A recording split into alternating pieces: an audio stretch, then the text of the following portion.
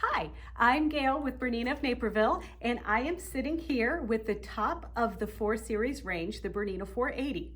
Now, there are 3 machines in the BERNINA 4 Series line. There's a 435, a 475 Quilters Edition, and a 480. All of those machines are the first in the series of BERNINAs that have the BERNINA Jumbo Bobbin, which is what I have here. Look at this big little sucker. So this bobbin holds 70% more thread than the average bobbin. So that means that you can sew longer and just not have that last 2 inches of project run out of bobbin, hopefully anyway. Not the same on this side as it is on this side. So our little shiny discs right there, those are going to indicate your bobbin sensor and things like that. But what I think of them as a disco ball. So when I put my bobbin onto the bobbin winder, think about going disco down. All right. So that is the only way that the bobbin's going to fit on the bobbin winder. See? And if it doesn't fit, don't try to shove it. It just doesn't fit. That's because the little sparkly things go disco down. When you put your thread on your BERNINA, there are about 4 pieces that you're going to need to be familiar with. There are the spool caps and the foam pad. The foam pad needs to go wherever the thread goes. And if you'll look here at my machine, if you put your thread on horizontally, the foam pad goes here. Or if we put the thread on vertically, the foam pad goes there. So you might be asking yourself, well, why would I put my thread on vertically versus horizontally? And the spool caps are for the thread when you put it on horizontally. You wouldn't want to put a spool cap with it on vertically. Well, vertical is for thread that is stack wound. And this is a stack wound thread here. This is superior silk thread.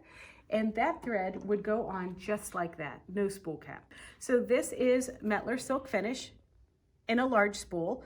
Now, silk finish isn't silk thread. Silk finish is 100% cotton thread. And this one here happens to be a 50 weight thread. There's also another cotton thread that we carry. It's 100% cotton 50 weight thread, but this one, you can see it's on a little bit of a different spool, and this is Aurifil. 50 weight, 100% cotton silk finish, and this is just in a smaller spool. So each of these threads, if you look, that they're cross wound on there, and cross wound thread is actually needs to go on horizontally.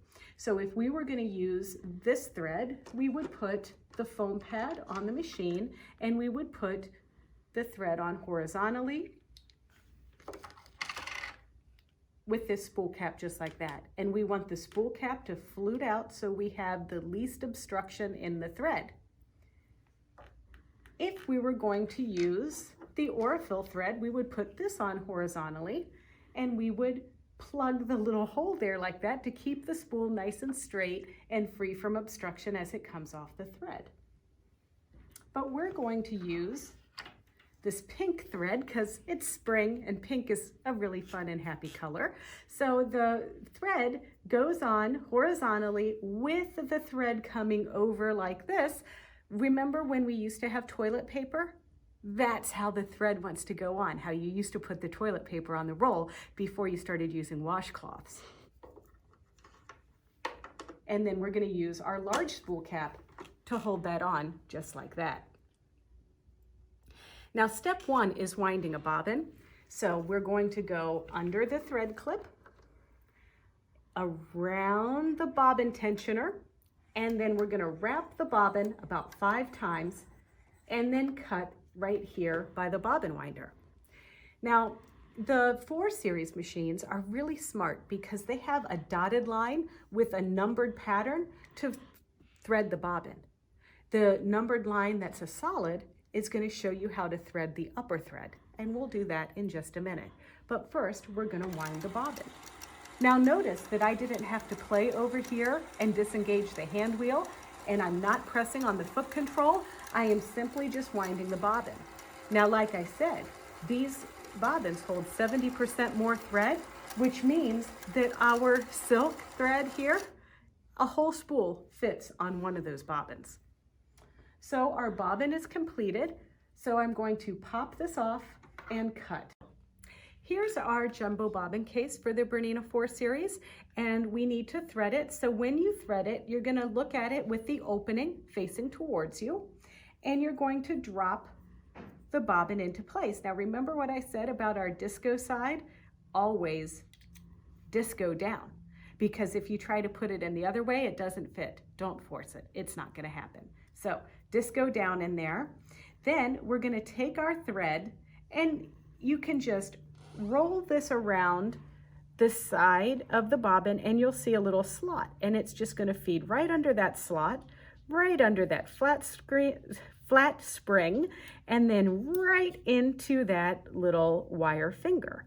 And then I just have the bobbin, and this little guy here, see that chrome piece right there?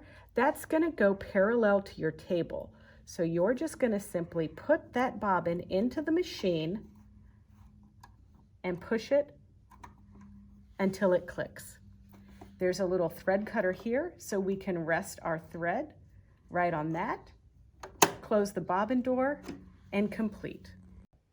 The next step is to thread the needle. So we are going to unwrap the thread from the bobbin tensioner.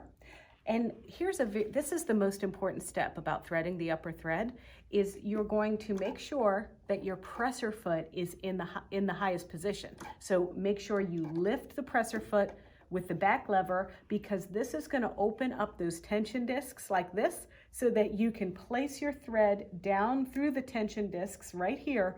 And then when the presser foot is lowered, it's going to hold that thread steady with just the right tension. We're going to go under this thread guard. That's what this is here. And then we're going to go to the right and down the left of the thread take-up.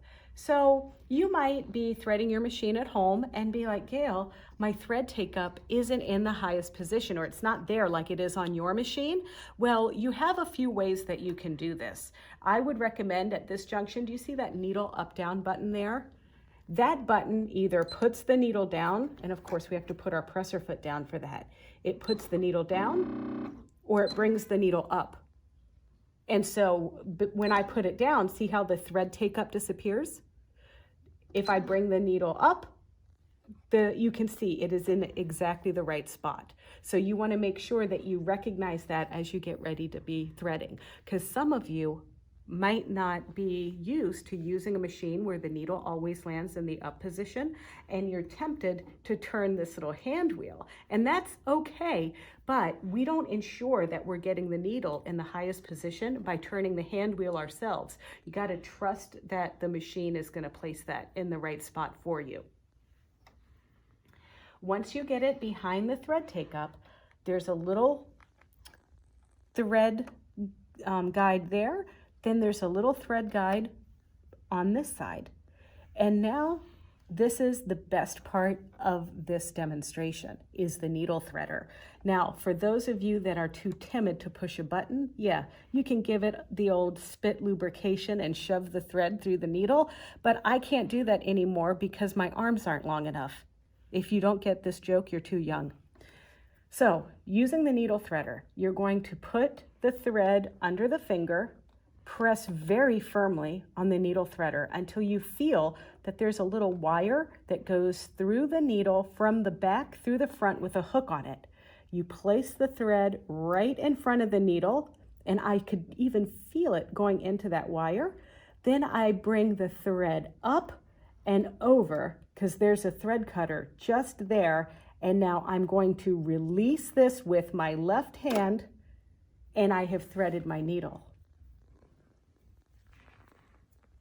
Best part of the demonstration, isn't it? I wasn't wrong. Okay, so now we've threaded. I've got only the finest fabric here to give it a little test run. So I'm gonna lift my foot. Do you see this foot here? This is foot number 1C. The Bernina 480 does a 9mm wide stitch capability, and that means that the foot it's going to be using is the 1C. So I just wanted to point that out to you. And if you did want to change your feet, they're easy on, easy off.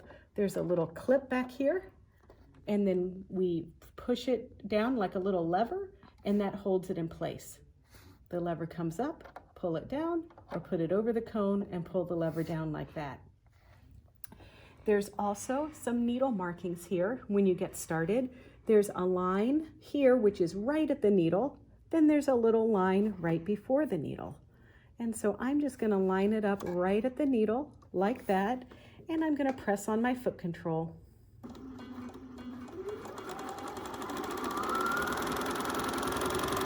And now I'm stopping. It landed in the up position and I threaded it successfully. So hopefully you will too. So if you like videos like this and you'd like to see more, don't forget we're Bernina of Naperville. Our YouTube channel is youtube.com/Bernina of Naperville. And if you like what you see, don't forget to like, subscribe, and comment.